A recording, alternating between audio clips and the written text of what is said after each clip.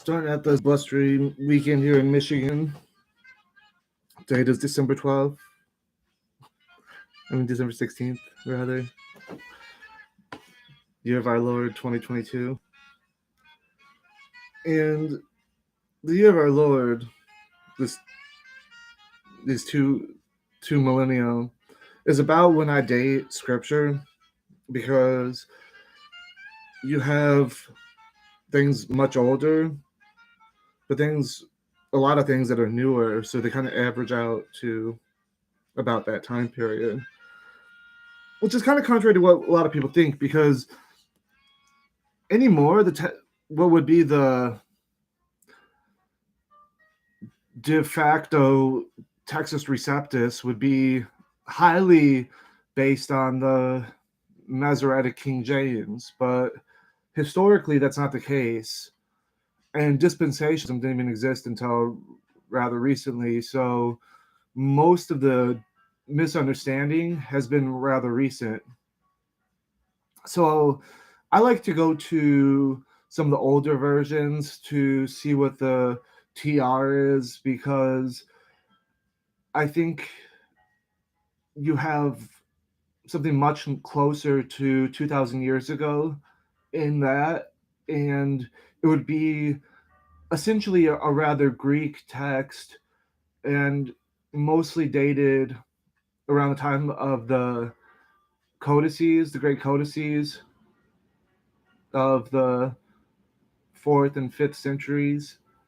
And so those are largely based on St. Jerome and his work of studying Hebrew and writing it down. And even if you go as far back as to get the Britain Septuagint, Britain, this bloke was reading from the Textus Receptus and backfilling what he thinks it should have been. And we don't have texts really older than that, other than the Dead Sea Scrolls. And the Dead Sea Scrolls show that Jerome's translations were pretty accurate, more so than, let's say, the Masoretic. And that doesn't mean that the Dead Sea Scrolls are authoritative. It's just that the Dead Sea Scrolls, in my honest opinion, is dated to the first couple centuries. This is after the Herodian era, when the Romans had pushed the zealots to Masada. And once you go any further than Jerusalem, down the Jordan River, you get into these high mountainous midbar wilderness that is wholly uninhabitable. And there were people trying to make it out there, but they didn't last out. And so this wandering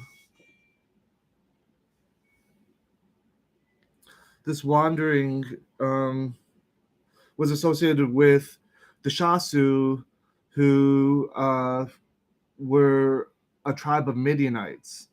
And Midianites is a confusing term, because there were Medes who are falsely in Genesis 10 placed into the camp of Indo-European languages, when this is only because this priestly source comes at such a late date that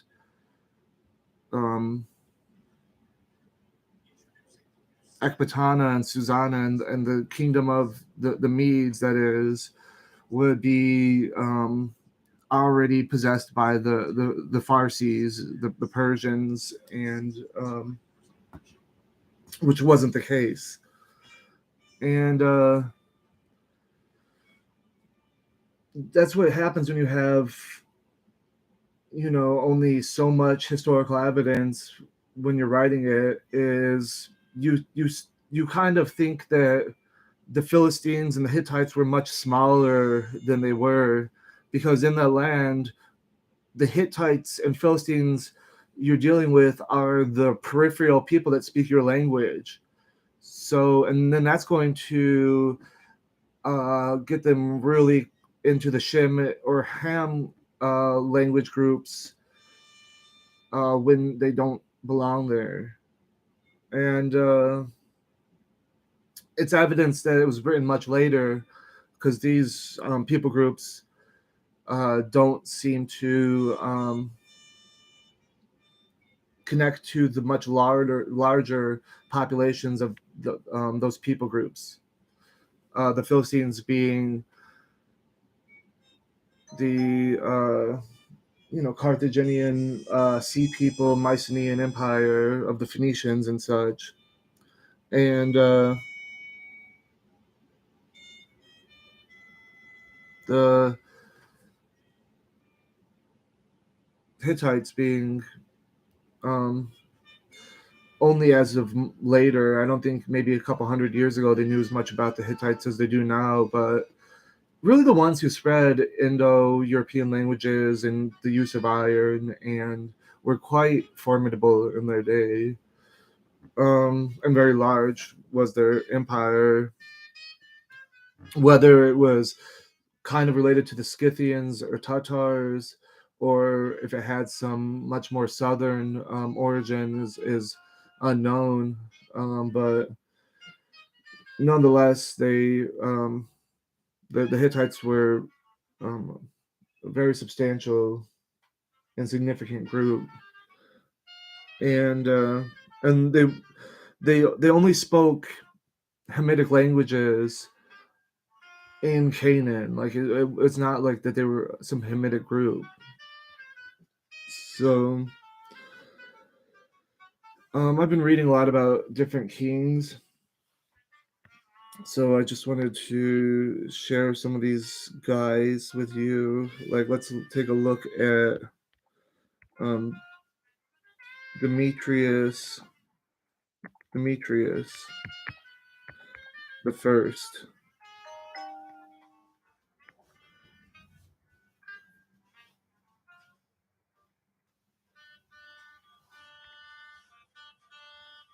Let me go to Demetrius second, so I can help find Demetrius first. Because there's another Demetrius. It was a little earlier. It was more with of a greater importance than. So let's go to Demetrius two. This guy's got a beard, unlike a lot of his predecessors on the Seleucid throne, and he was one of the sons of Demetrius I Soter,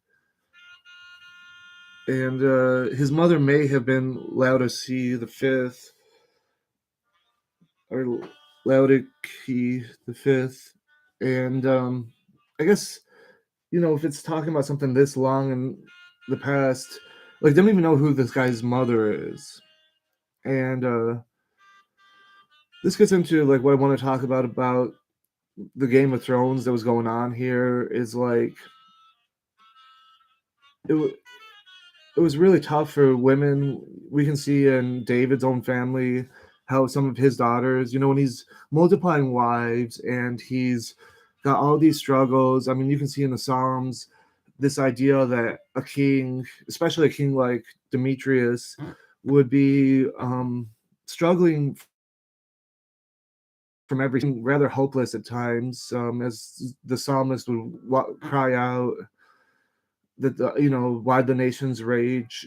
And I'm not being at all sympathetic to Seleucid Empire, because honestly, what the Bible is, in my opinion, is just the opposite. Is complete lack of sympathy for the Seleucid, and I think that the Seleucid Empire is the bad guy in the Bible, but you wouldn't know that if you don't have the Apocrypha. And the Apocrypha holds all the keys to understanding, I think, the Bible. And you might say things about other pseudepigrapha works or auxiliary canons such as Enoch and things like I haven't read, and I guess maybe that's just a different culture. Maybe I should, but I'm really on my way out. Like in general, I would rather spend my time not researching this history. I don't find it edifying to be teaching this. As I go to my educational videos for things I know, such as mathematics and things like that, I may come back to doing a few preaching videos if I feel so in my spirit to talk about the Bible, but I'm largely on my way out because I think it's very controversial, the Old versus New Testament, and that was exactly the point. I think the Old Testament is anti Greek and that the New Testament is anti Semitic, and technically it can't be because it was written by Semitic people. So just like the Bible, there was no canon at the time.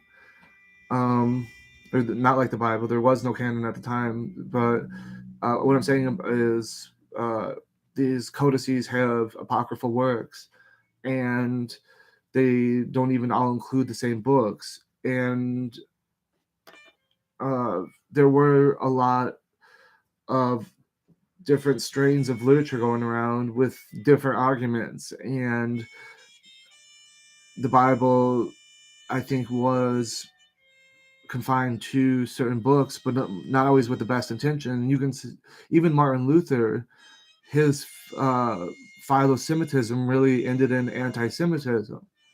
So this obsession with converting the Jewish people or going on the limited commission, in other words, is ahistoric when you try to share the gospel, because the New Testament was anti-Semitic in a sense, but that's just because it was to stop the war. So it was peaceable, and therefore it was philo-Semitic. It was what I think certain types, such as St. Paul, were seeing. So it can't be anti-Semitic because Paul, they'll say he's self-hating, but that's false, and it's especially false today. It's patently false, this idea that you can't be safe in the United States in as an assimilated or non-assimilated person based on your religious preference. We have freedom for religion in the United States, and that's what I think the Nazi conspiracy was to make it about race, and therefore this idea that we can't coexist would be proven false, so that there would have to be this ghetto society. And this ghetto society was set up in the Middle East when we were saying tear down this wall, Gorbachev. People were planning how to build up walls and have since done so. And they can still do today in the United States and everywhere. In Jamaica, racism has got walls where you have segregated communities and fenced-in communities, and you have the United States in FEMA camps and everywhere. And so the problem is much larger than just a one people. So I don't accept this idea that there are two types of people, us and them. I don't accept this idea of the other. Everybody's an other, and then there's a self, and the self is another to everyone else, and everything is reflective in that way. And we're not descended by who we are as a father simply, or just by who we have as a mother, but we are the product of the union of both of our parents. And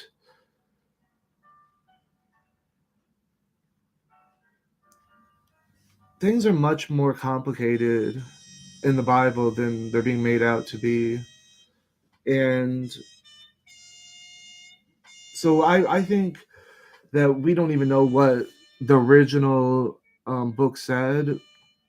Uh, I think you have the Deuteronomist and the priestly sources redacting and writing large portions of it, and the pattern is usually the same. I think especially with the priestly source, probably the last source where they took some historical knowledge and recreated a very ephemeral, heady way of viewing things that singles out a certain people as being unique and special by seed, and that was largely Ezra.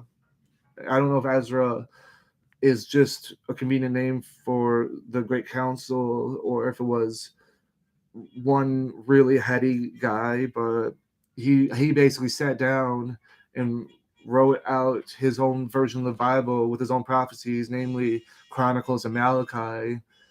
But he was the source for probably Zechariah, and this source I think was more likely a strain of sources largely coming from the east, and this orientation would have one believe in a priestly caste, as Ben Shapiro would like to say. And this was not what the Deuteronomists and the prophets found. Quite the opposite, that um, forever doesn't mean forever, especially in terms of Aaron and the priests and things like that. But I mean, a lot of people disagree with me, of course. But I don't think anybody really understands Daniel. And even if there is a 490-year prophecy in Daniel 9, we don't know if that existed before the time of the New Testament was written, because of influences of Christians in the received text, such as Origen or Origin, Theodotion, Semachus or whatever his name is, and Saint Jerome. And we're especially dealing with Daniel, because Daniel, I mean, even in the Ketubim, like, they would separate Daniel away from the prophets into the writings.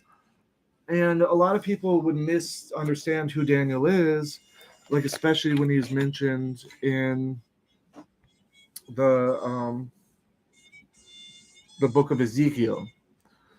So if you notice, they will say it is written, or in Isaiah it said. Every time they talk about Zechariah or even Ezekiel, I mean, namely, any of these later prophets, post-exilic prophets, you can tell they're post-exilic because they have in the name Zekeh, and this means to remember. And this was a big deal for even the Deuteronomist, is after you're taken captive, and Deuteronomy is even post-exilic. There are elements of it that they say are Josiah, which would technically be pre-exilic, but nonetheless, I think it was very much written with the hindsight of the fact that the temple did lay desolate, the land did lay desolate. I mean, hindsight's 2020 to say that's just historical fact. Like, that for 70 years, as we get into Daniel, to make up for the 490 years of the kings who didn't celebrate the Sabbath. And but this ends in Cyrus. You're not going to have Daniel living all the way from the temple, first temple, all the way into the time of Darius, because when you see Darius mentioned, this is the ascendancy of the Medes. And the Medes are what I was talking about when I was talking about it's confusing when you talk about the Midianites, because the Elamites, even though Isaiah will talk about the Elamites, he doesn't mean the original Elamites. He means the Northerners.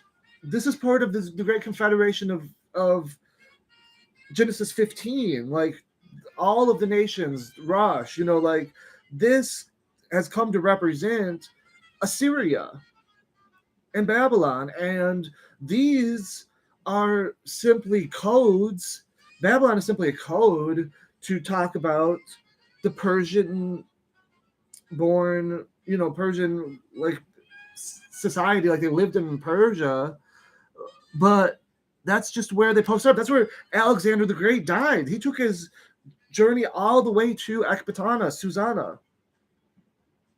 And that's where they posted up. That's like very important for the Seleucids. With their elephants, they needed that route into India and everything.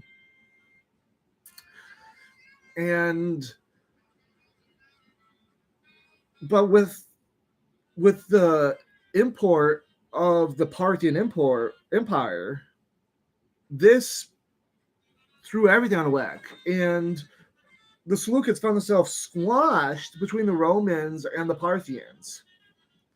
And so that was a convenient time for Judas Maccabeus to rise up, because they're already feeling on both ends. So here's a rebellion from within the empire.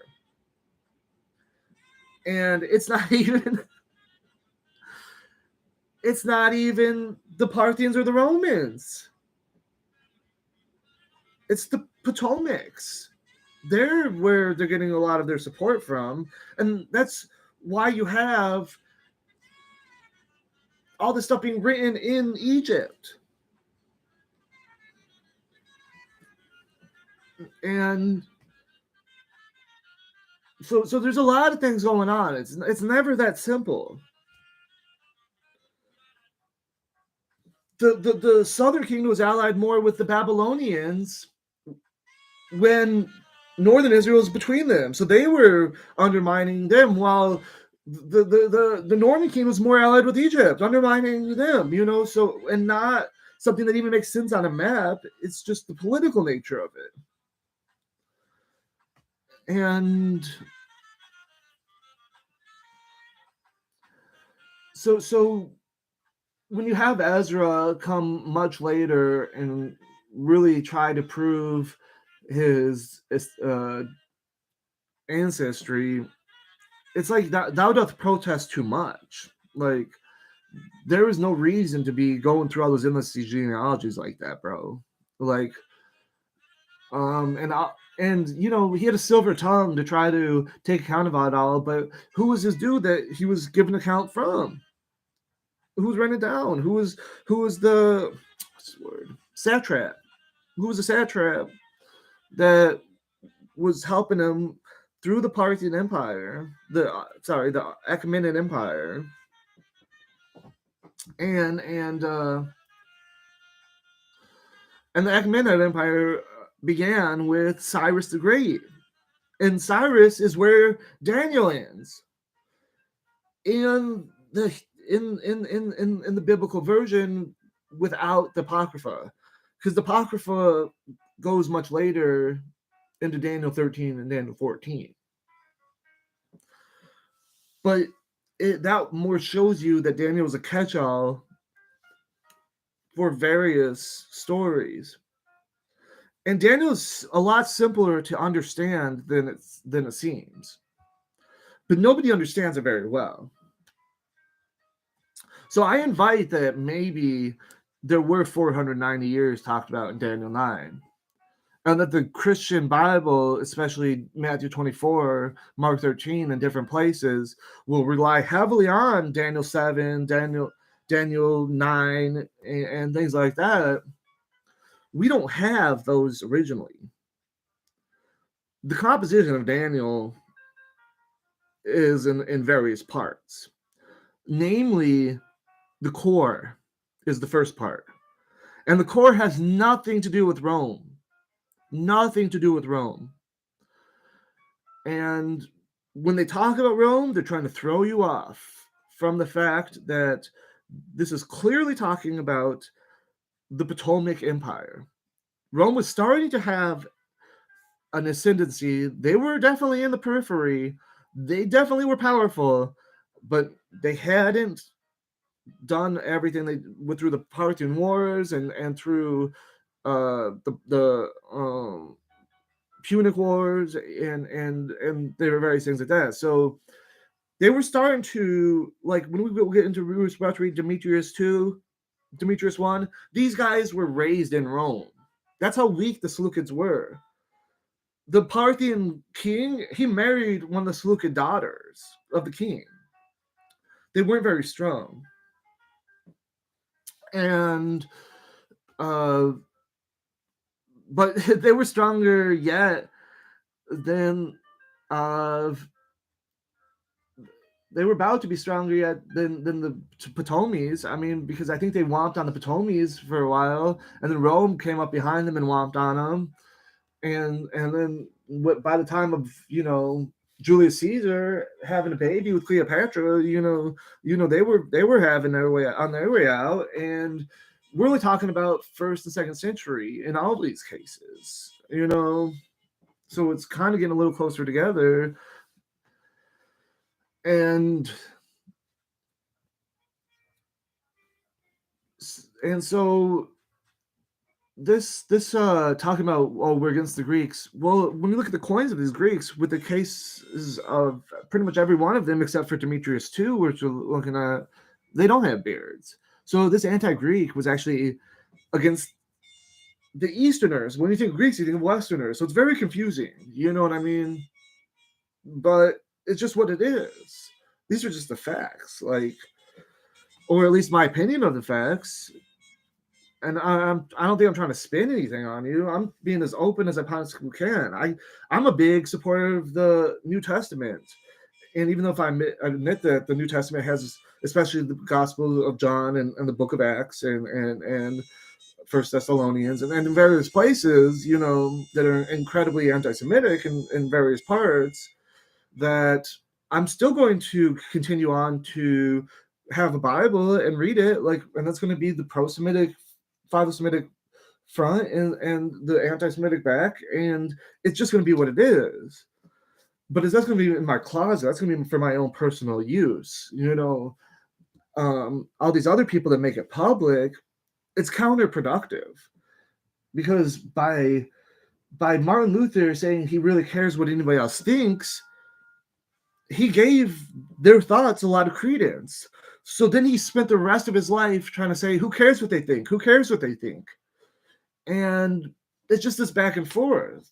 And that's, as I was saying, it started in the Old Testament to be anti-Greek. That the handwriting ordinance was against the Greek for sure. That Peter couldn't even go eat in their house. It was that there were these unclean, abominable people, and just their even presence in the holy things was quite abominable. I mean, they even say that about what's his face,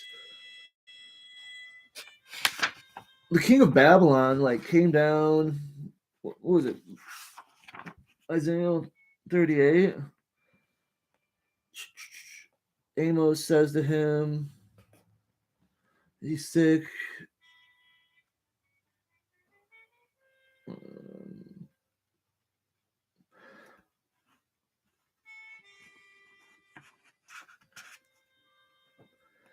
All right, 39. At the time, Marduk Baladan, I don't know if that's supposed to be Alexander Balas or something. The king of Babylonia sent letters, ambassadors, or gifts to Hezekiah, for he had heard that he had been sick even to death and was recovered. And Hezekiah was glad of their coming, and he showed them the house of spices and the silver and gold and myrrh and the incense and ointment and the houses of his treasures and all that he had in stores. And there was nothing in the house nor in his dominion which Hezekiah did not show. And Hezekiah the prophet, and Isaiah the prophet came unto him. So Isaiah's calling himself Isaiah, speaking, I guess, in third person. What say these men? But I mean, they import a lot of this strictly from First Kings. They'll take sections of First Kings and just slap it onto, or Second Kings and just slap it onto Isaiah. And it says, what did you say to these men? Whence they came? to thee. Hezekiah said, they came to me from my land far off from Babylon, and they said, what have they seen in thy house? And Hezekiah said, they seen everything in my house. There's nothing in my house and they didn't see you. Yeah. Also the possessions and the treasures, yeah. Isaiah said, hear the word of the Lord of hosts. Behold, the days come when they shall take all these things that are in the house. And so this is the prophecy that Jesus laid out to Jerusalem. And even though in those chapters I was reading, there is a otherworldly protection of Jerusalem. I mean, this was fleeting. Like 120 years later, they're 130 some years later, they're too out on their behind, and the rest is history. And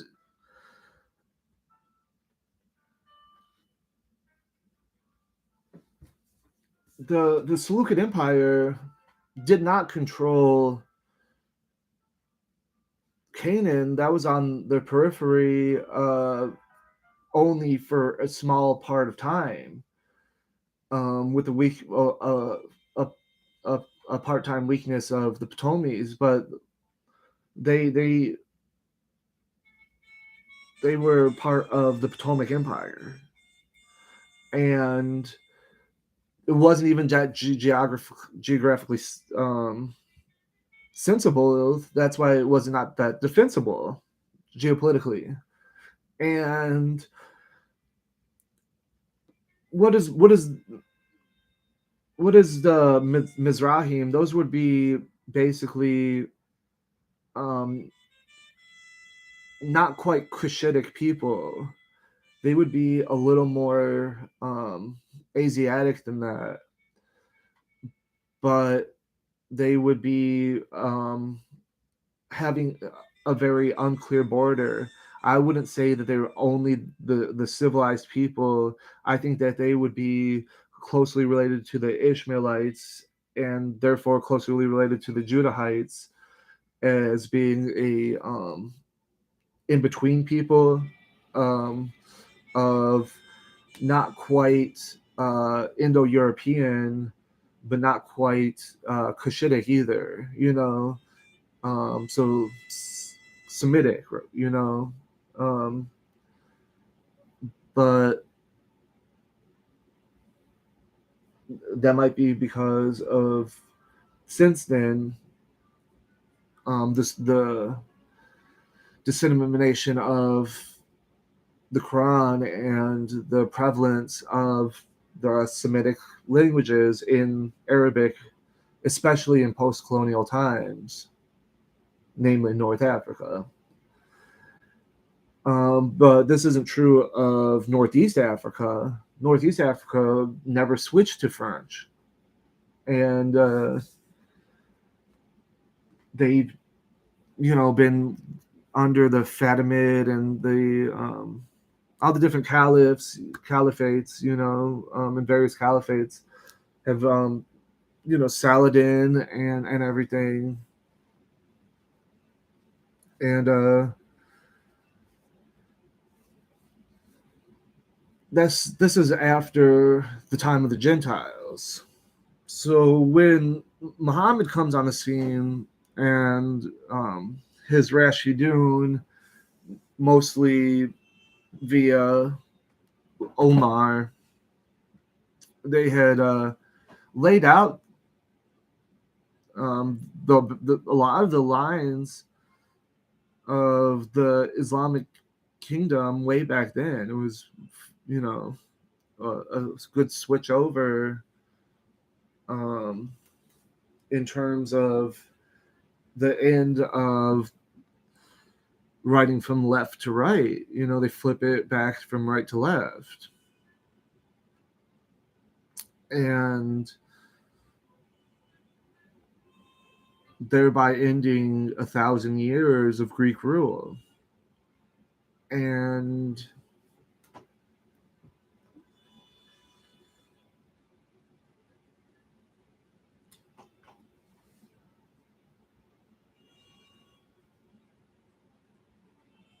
Egypt was, like I said, under the Potomac Empire, and then you have this guy Demetrius II. His father was Demetrius I. Like I said, these guys grew up in like Rome, and um, Antiochus the Great had like a bunch of sons. One of them being Antiochus the Fourth, who is the little horn in Daniel, and that's what I was saying about Daniel is in the core part of Daniel, chapters 2 through 7, the original Daniel, the Aramaic portion, this is about the end of the Babylonian Empire and the start of the Achaemenid Empire. And that is why Daniel is thrown into the lion's den. Because the Persians find it sacred, to be the fire sacred. But two of these kingdoms existed back then. And I don't think history has done enough, probably because of this bias I was talking about in Millerism, Lutheranism, that the Catholic churches, the Babylon, and all this other stuff that totally is misleading everyone from what's actually going on. And that's that because Cyrus is the Mede. And that's when you read Daniel 5, you got to understand Ezekiel 34. Ezekiel 34 talks about Israelites as being sheep, and good sheep are divided from bad sheep, and sheep from goats. And goats are not Israelites. And Daniel 5 has the goat running from the west, who is Alexander. So they got to be put it all in Nostradamus kind of language when you got to hide the fact that it was a prophecy. You know what I mean? Like, if it's just a prophecy, say it.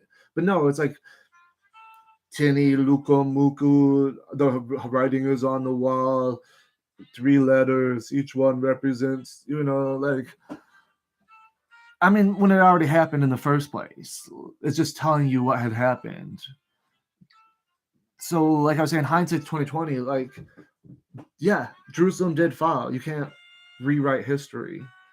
But I'm saying Jerusalem wasn't that important back then, before Ezra. And Ezra might have been later than they say. Like, Ezra might have been like after the time of Alexander, and they really felt destined to show how important this kingdom was and really big upped it because of how strong Alexander the Great came in, how strongly he came in. And so you have all these sneak disses all over the Apocrypha. The whole story about Judith is really about Alexander and Jael and all these women that kill men and um, you know, are kind of buddy up to the king, like Nehemiah buddy up to the king, Daniel buddy up to the king, Joseph buddy up to the king, and this is so I wanted to say something about the wisdom of Timon. By the time they were all captive up in exile, this is why Herod Herodian Hebrew is biblical Hebrew.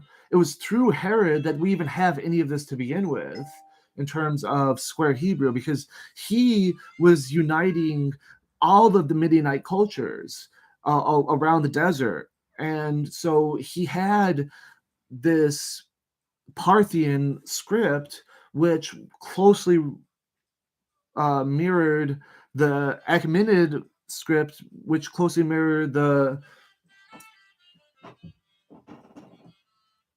Aramaic and all that, and this is where the Dead Sea Scrolls and Daniel come into play. is where they add to Daniel that there was like this core part, but it was more just a story of, it's not even about him being a vizier or whatever, but that's important. That's about what I was going to say about the wisdom of Taman. So they're all going up there into exile, and all the nations were destroyed. They were all taken captive, and that's what they did. They took the leaders of those people. They didn't take all of them. So that's what Daniel was. I mean, but they believed that just as people in Jerusalem believed, people way out Magi's in Parthia were somehow wise. Like just the same. They thought that, oh, somebody that traveled way from, you know, Jordan River, like, and went way up through the desert would have wisdom. So this is the wisdom of the Taman. You go to Petra today. They have these really wise uses of water to really conserve what they have, and I feel the same way when I watch Star Wars. When I watch Star Wars, I see the Tusken Raiders. The Tusken Raiders, like, they wrap their heads up, and so people would falsely attribute, oh, these people, they're all wrapped up in clothing, they must be very pious. But really, they're wrapped up because it's really hot outside, and the sun is really what's making it hot. And so you have and where all these other people have temples where you can pay homage to the god, it would be a huge statue, just like you see in Daniel 13 or Daniel 14. You have this huge statue, and they bring up food and offerings. Well, that was just like the Israelites. They had their god that you could bring food to, but the thing was, he didn't exist. They didn't try to like have a statue and then have the priests come like fake take it. When no one is looking, it was like this fire, and this presence of fire would just, you could just throw something on it, roast it, and disappear, and it'd be like, oh, God ate it. And so they carried this God around with them because they were wilderness people that would feed their sheep on the hills and had to keep them moving, and therefore a lot of fear. It's like you're very vulnerable out there. After the sea peoples, everybody dwelt. They had huge walls built around their cities, and as did Jerusalem, as we see in Hezekiah's tunnel. And so this dude, I'm thinking this is like right after the Old Testament, Septuagint was written, this Demetrius II.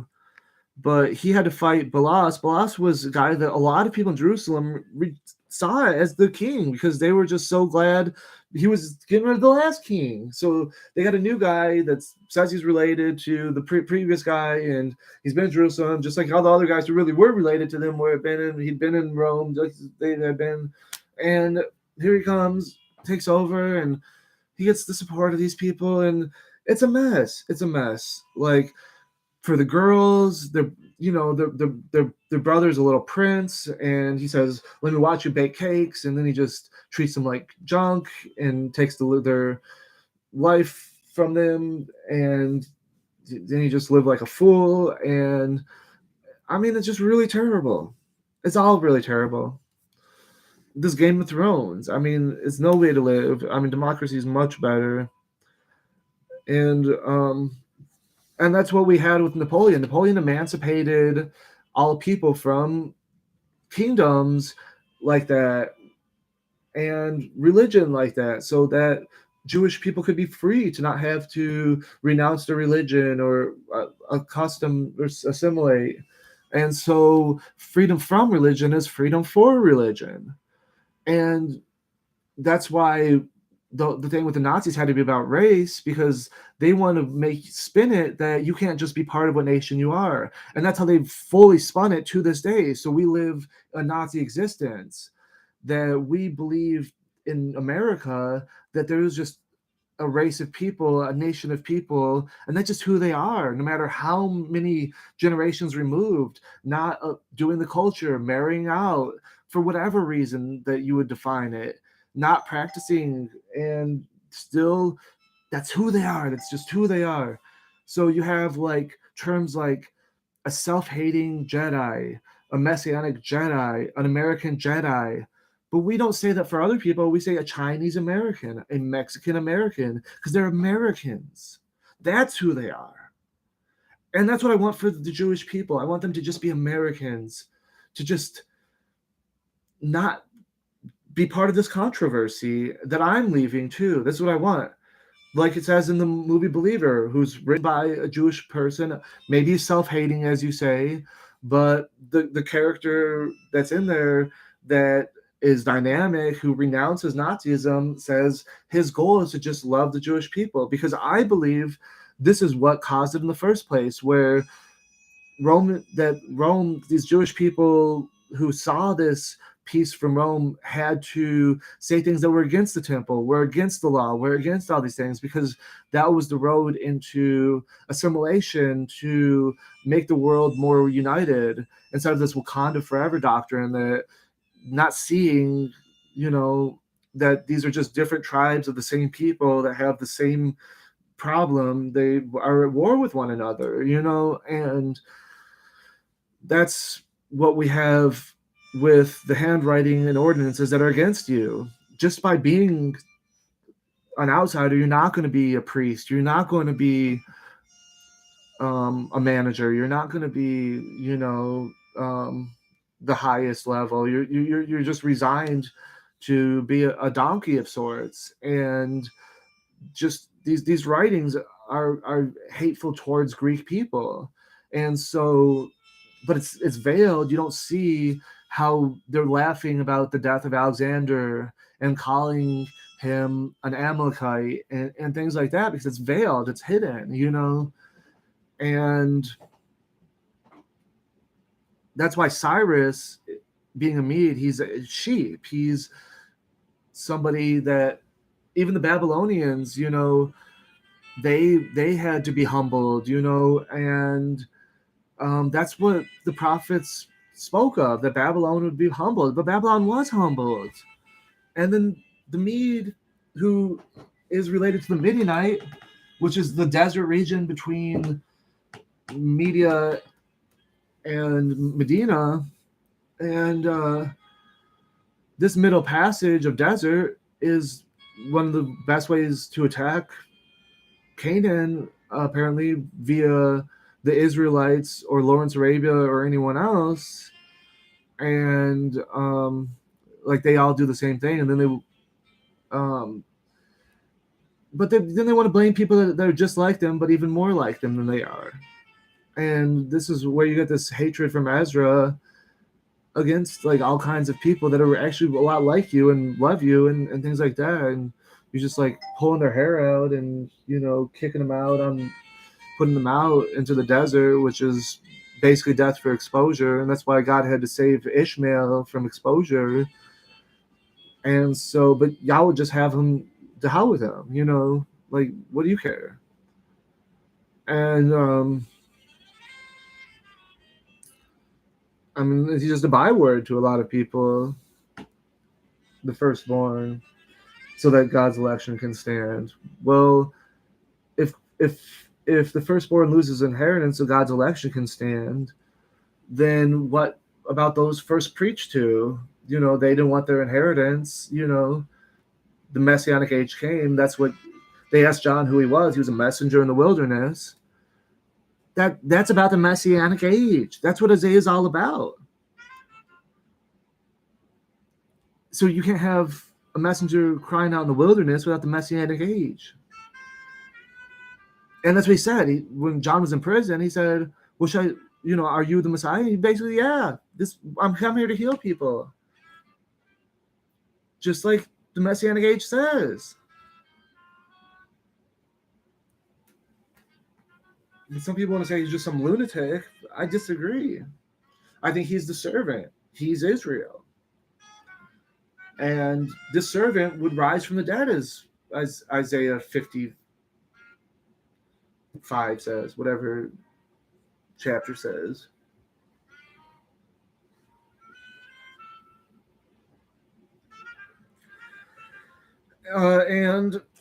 So I just want to, I mean, we can get into all these kings, But I just said all that to kind of paint a picture of the time period that they're going through when the Bible was actually written. And even though it talks about the Syrians and things like that, they're actually talking about the Greeks. There's little evidence of too much of a Jewish Jerusalem before Second Kings. I mean, it's really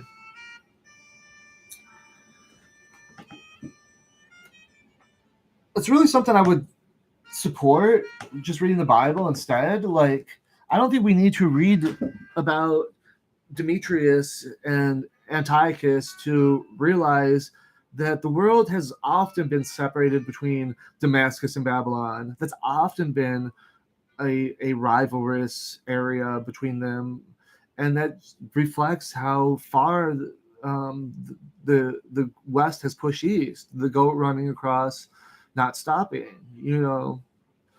Taking out the Medes, and so this brings us into Daniel, and Daniel is just that. So this Aramaic portion of it is about how these empires, starting with the Babylonians and then four, would fall, and but then you would have this time at the end of them where it's divided into two main empires: the Seleucids and the Potomacs, the great northern kingdom and the weaker one to the south.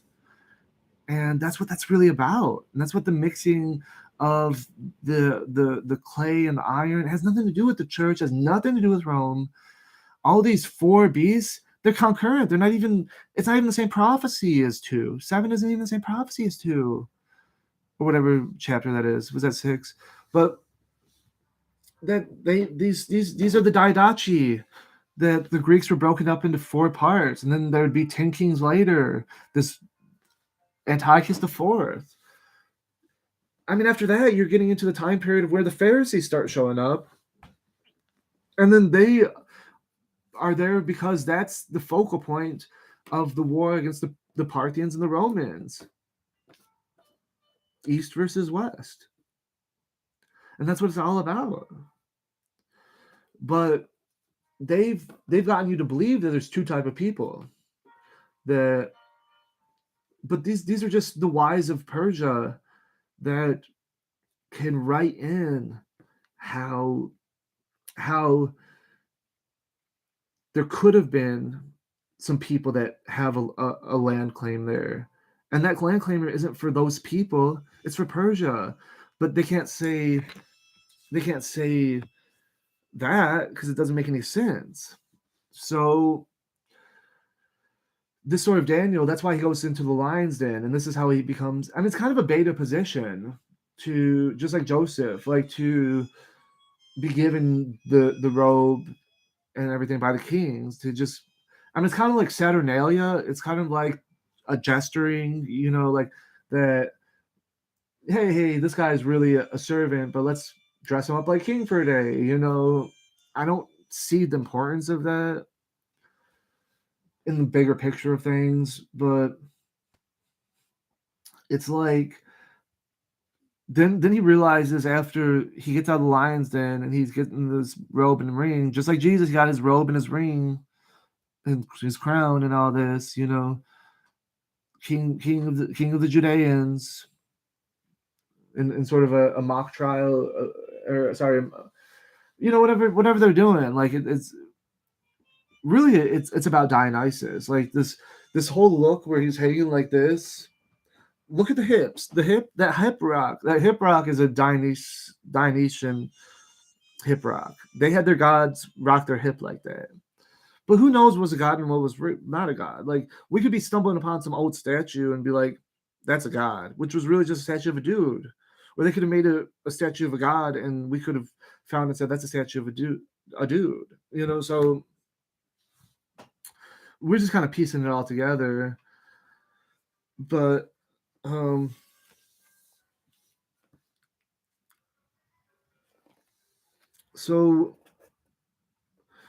this is where we get into when the Bible's written, and I think it just radiates everywhere, such as Numbers 24. Joel 3 or Joel 2 or whatever. I mean, there's lots of influence of Greeks well before the Greeks even came into play here. Like, and the whole lost 400 years where God wasn't speaking, that's just to take out the Greeks. The parts of Esther that say it's about the Greeks, they took those out. They took Judith out, Maccabees. I mean, you name it.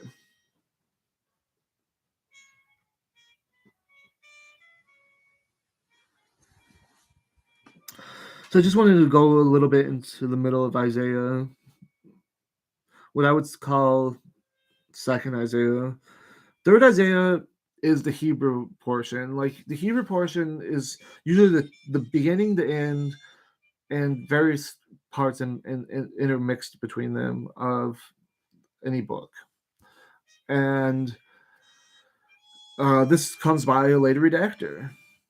It felt necessary to put his input in. And this this third Isaiah would be the same writer who in Daniel would talk all about the resurrection. And we see this in Isaiah with Isaiah 26 talking about resurrection there, verses 14 or 15, I think. We'll just jump there real quick. But the dead shall not see life, neither physicians by any means raised them up. Therefore thou hast brought wrath upon them and slain them, hast taken away every male. So this has happened to the suffering servant, who is Israel, aka Jesus Christ. Bring more evils upon them, O Lord. Bring more evils on the glorious ones of the earth. Lord, in affliction I remember thee. Thy chastening was to us with small affliction, and was a woman in travail, draws nigh to be delivered, and cries out in pain. So we have been thy beloved. So this Jesus being born, this was going to be this travailing in birth of the birth of the Messiah, the Messianic age, which Jesus says he was doing, although secretively. We have conceived, but not like so secretly. I mean, they knew the axe was at the tree. I mean, he did cry out in the wilderness and everything. So for those that had ears to hear, they could have heard. Um, it says it was verse 19 rather. The dead shall rise, and they that are in the tomb shall be raised, much like Ezekiel 37.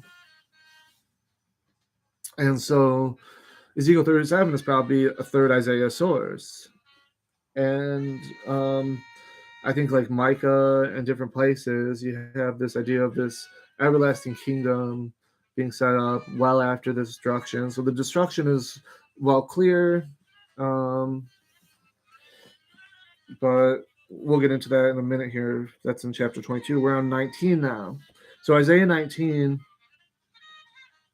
it says that the Lord's going to come on a swift cloud. The Lord will, on a swift cloud. So this is when Jesus, like talking about, the Lord will appear on a cloud. But the cloud isn't like way up in the sky.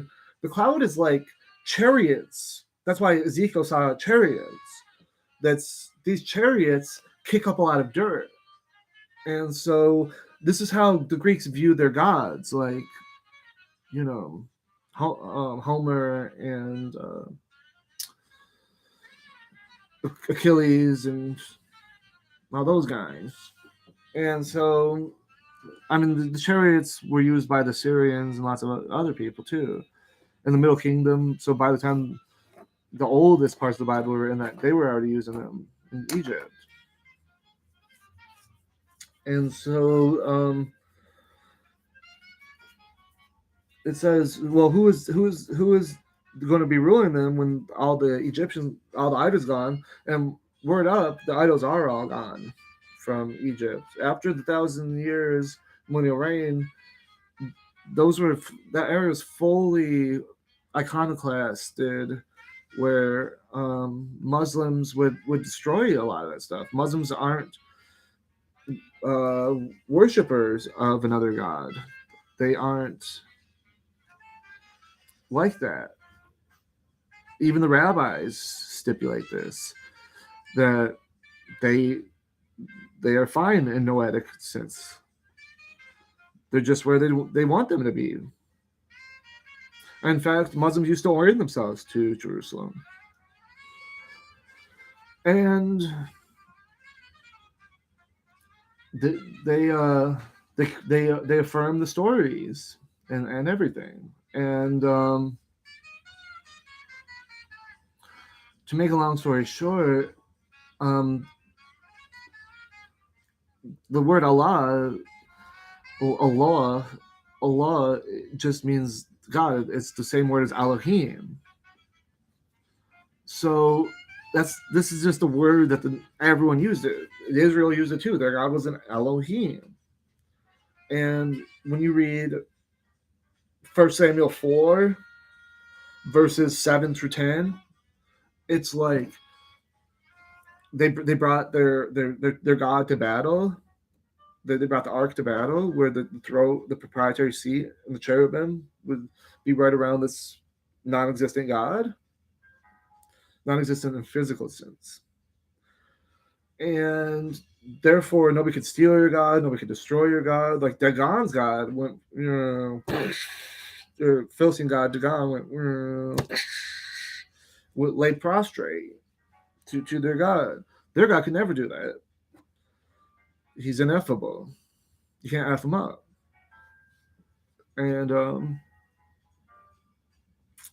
this one, the Ark of the Covenant, they brought to the battle against the Philistines, and they're like, "That's that cloud. That's that cloud that did that to all those people out in the wilderness." What did they call it? Mizraim,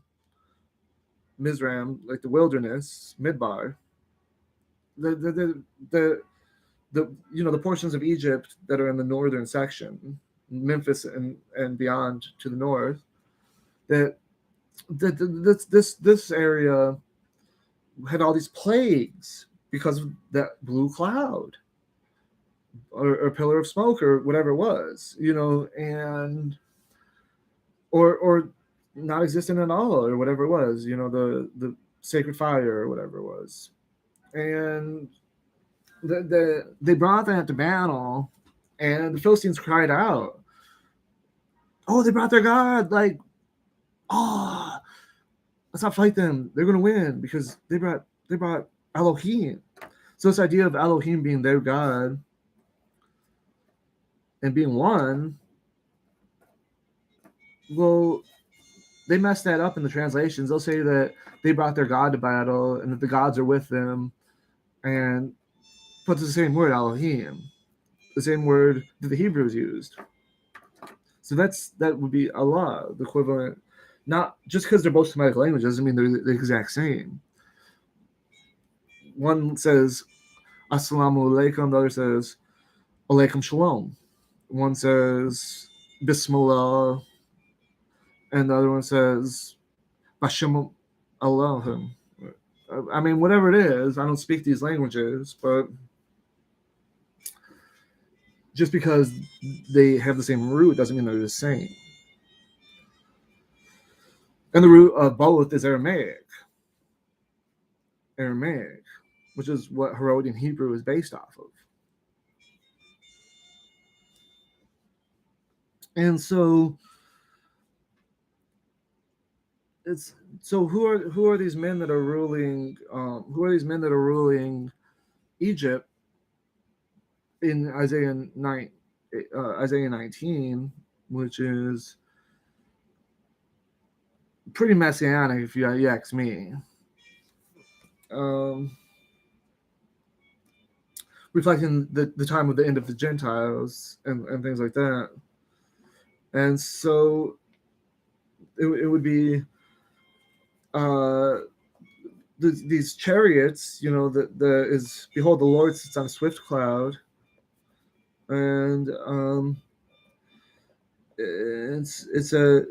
their idols are gone, and it says, "And I will deliver Egypt into the hands of men, of cruel lords."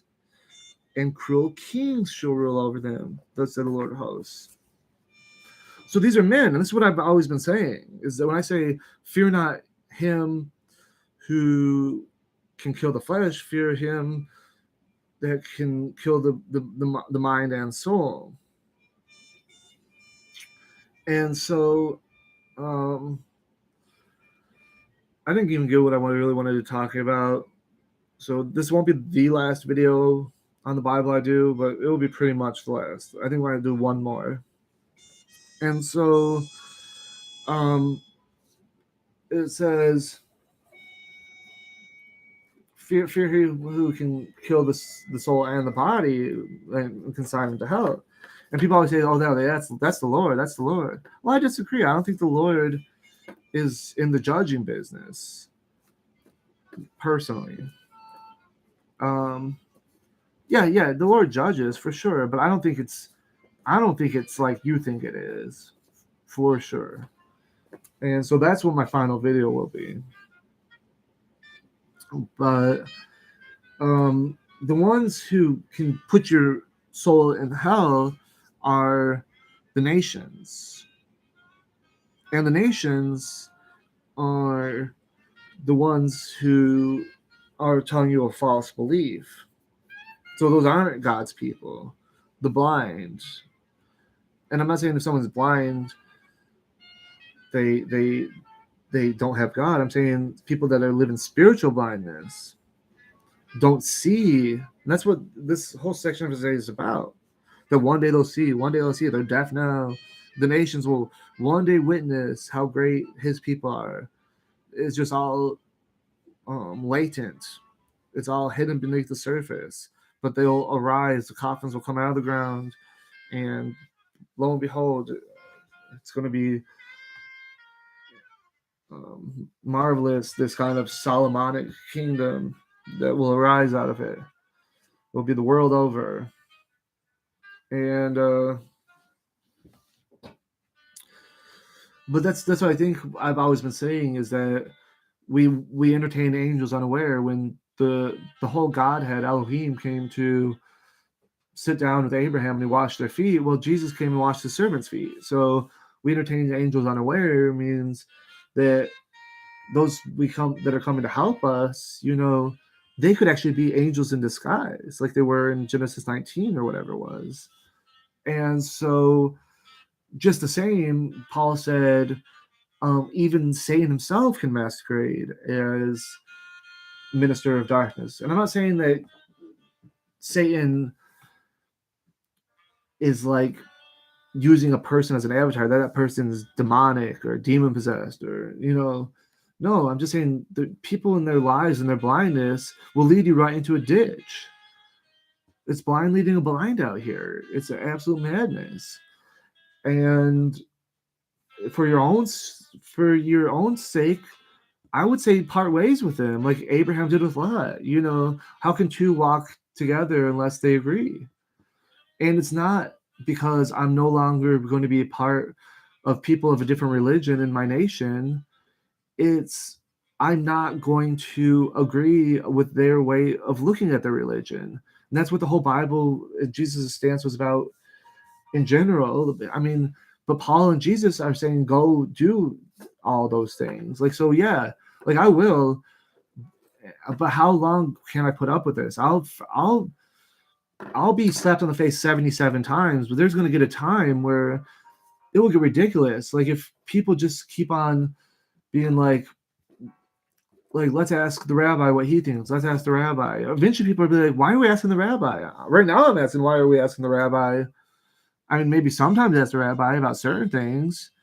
Maybe randomly every one out of every 100 or 1,000 people will randomly be selected, but everybody has something to contribute. Everybody's special. And so their doctrine is telling them otherwise, and they're telling people otherwise. And a lot of it is to take us on, and it always has been, because when we excommunicated their ancestors, we did a big disservice to Jesus Christ, because Jesus Christ is in the Messianic age, and we're already in the kingdom. And in the kingdom, the sins of the father are not placed on the child. And even though we didn't place the sins of the father on the child, that was what de facto happened. When we excommunicated people from the church, they set up Protestantism and Judaism and all these other masonry and all these other things. And we were never supposed to excommunicate people. And I said, like, oh, let's now to walk together, let's agree. I'm just saying, like, everybody's going their own way as an individual. But we all come together with a shared goal, and we all work together towards a goal, and we are one nation. And we're not having people in a nation that are subversive because they don't believe that this is their nation. They believe some other nation's their nation. They can't go join a caliphate and say that they believe in the Islamic State. Why would an American leave this country to give his nationality to another country when we offer in this country full emancipation for minorities, full protection? And so I don't believe in Sierra Leone. I don't believe in Liberia. If people want to go back, they should do so on their own, volition or whatever. But I don't think politically it should be something anybody's in favor of. They'll find their own way there on if they want to, and more power to them. Like, yeah, maybe we do have resources for them. Maybe there's some reparations for the people that don't go and the people that do, and what have you, but like, I don't believe in, uprooting people that already live in places to right wrongs from hundreds of years ago. I mean,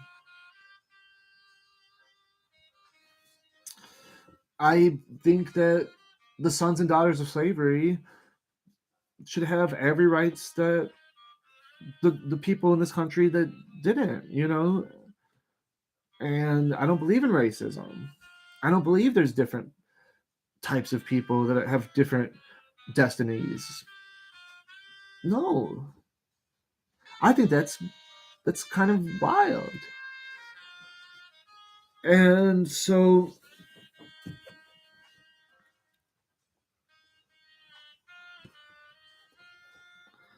these are men that they're going to be under.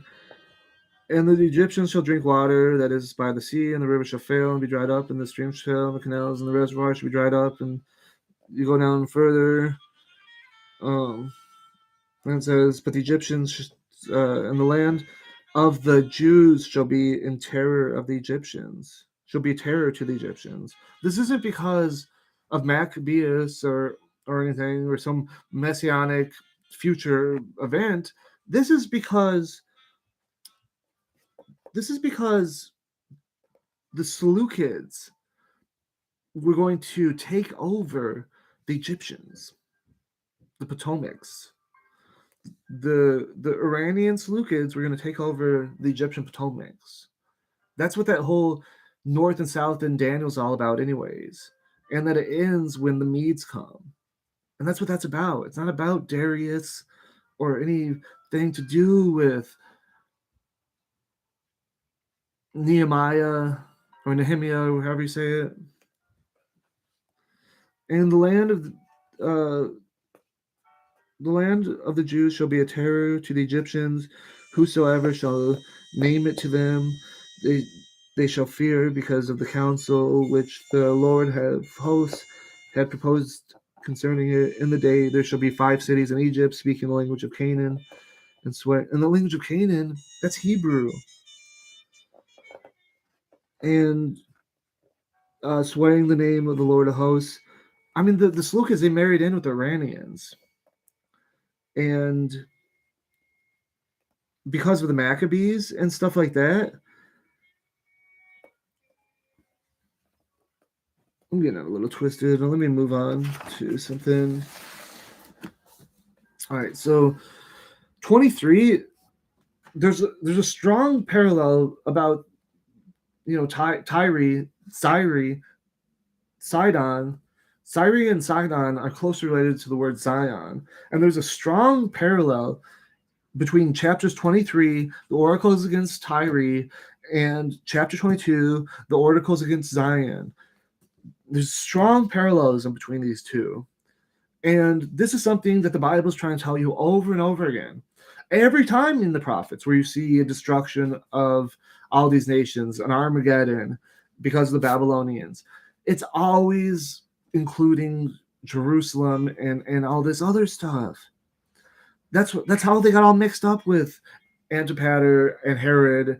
They were all conflagrated all the way through up in there. That's how comes Ezra protests so much. That's how he had to rip people's hair out. And you think just because he found the oracles one day that just they handled it? I mean, they handled it pretty heavy-handedly, but it's much deeper than that. And he wrote, I think, that much later. So who knows what happened? And so it says, this oracle against Zion, Jerusalem. In Isaiah, the dude that's really talking against the Israelite kings, and he's going to tell Hezekiah that he's going to be protected. Here's what he says. It says, ye are all gone up to the housetops. The city is filled with shouting men. They're slain. Not to comfort me for the breach of my daughter and my people, for it is a day of trouble, destruction, treading down, perplexity. They're going to be wandering up on the mountains, and the Elamites, which are the people of the north, which is Babylonians, and they were mounted horses gathering for battle, and that the choice valleys for the chariots. This is on the clouds. That's what this means. Horsemen shall block up the gates, and they shall uncover the gates of Judah, and they shall look in the day the choice houses of the city. So that, remember, we saw Hezekiah showed the king of Babylon everything. Well, here it says that, and they shall uncover the gates of Judah, and they shall look at the choice house of the city, and they shall uncover the secret places of the houses of the citadel David. So this all happened under Antiochus. And that's why they're writing all this down, because that's very important to them. But they're drawing a parallel that this has happened in history before to give it stronger messianic importance, because they're framing this to get people riled up to want to fight and to be gung-ho about it. Like, this is to incite people with ire and zeal, and it's about a future kingdom. So yeah, even if you die, you're going to be raised from the grave, and your children will inherit great things, and maybe 22 damsels, who knows? But that, you got to understand why it was written. It's not because this is what God's saying. Like, when light comes through a glass, the light might be from God, but it's going to be dimmer and distorted from and refracted from what it normally said. And we have this divine lightness. We have God in us. That's how we're speaking words of God. And that's what the Bible means to the Jewish people. They mean their existence, their histories, and they conflate it all together. That's just this one people, this one story, and it's very, very simple. It's just not true at all. And Benjamin Netanyahu is one of the greatest purveyors of this lie, that he's just the 2,000-year-old man, that whatever happened back in the Bible is about him. And it's not true. It's every bit as much about us. That's why Paul said, our fathers in the wilderness.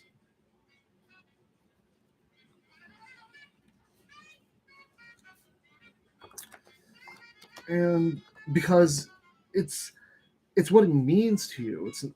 And if what it means to you is endless genealogies, how come if your family was celebrating all these things for thousands of years, how come you don't have any endless genealogies to prove it?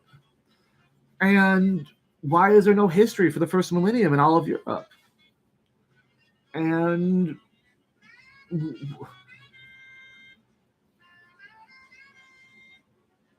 what's history's been revised, and it's only history is no longer what it used to be. That we've completely changed how we look at what's happened in the past to fit the the narrative of somebody that wants us to not exist. And I'm not saying that all people just want us not to exist. It's that so many of them are taught this, that those that see better aren't doing anything to correct the lie. And that's why a lot of people think everyone's guilty, because the few that actually can see this either choose not to say anything or really don't see it at all or have a vested interest in it.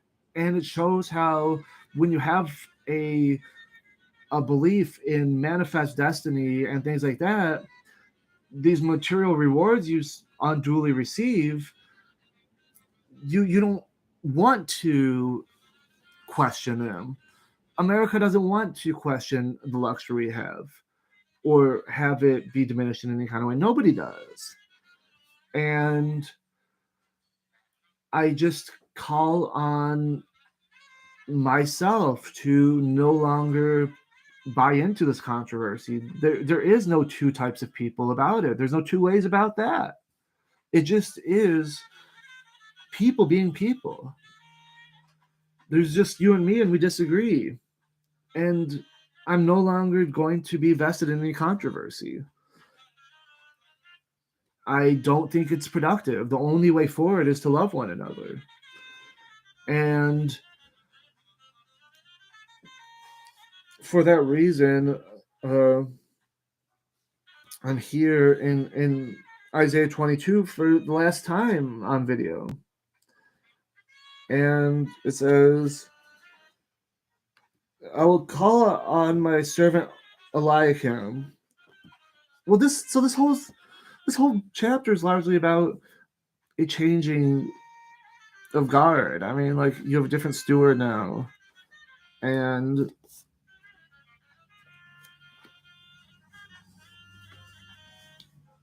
I mean, I think it's to a point that in the genealogy of Jesus Christ, the genealogy is one written in first written in Matthew 1 and the other written in Luke 3. They all have a Eliakim. And yeah, um so I mean, if Solomon was so great, then how come he never conquered Tyre? And why couldn't he cross the Litany River? And if him paying tribute shows how great he was, that the king of Tyre, Hiram, who gave engineers similar to the role Joseph was supposed to have, like, why why why then, if that shows the sovereignty, that tutelage and sovereignty is given to unto thee, therefore Hiram was subservient and therefore not independent. Tyre was not independent for this time period, and it would be the only time period ever anyway. Then how come Hezekiah is given independence when he paid tribute?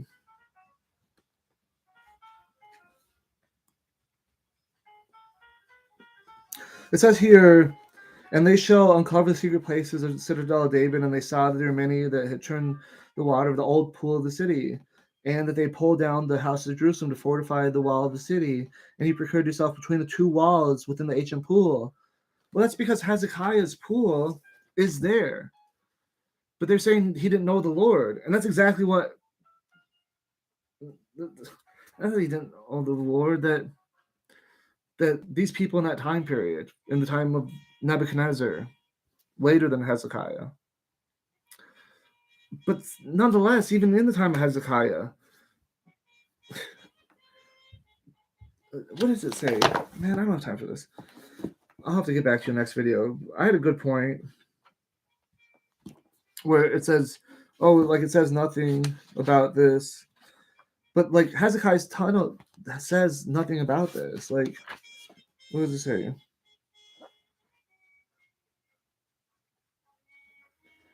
Yeah, they'll be eating and drinking and being merry, right? For tomorrow we die, right? Just like in the days of Noah, right? When they should have been in sackcloth and repenting, they're killing all their calves. They're gonna need those calves later. Uh, it says, "But ye look not to him that made it from the beginning." So he's telling them that they look not to him that made it from the beginning and regarded not him who created it. I think that's because they knew that in Hezekiah's tunnel there was no proof that he had any reference to God. You could just look right in there and see the inscription and see that has nothing to do with Jerusalem's religious, non-Canaanite paganism.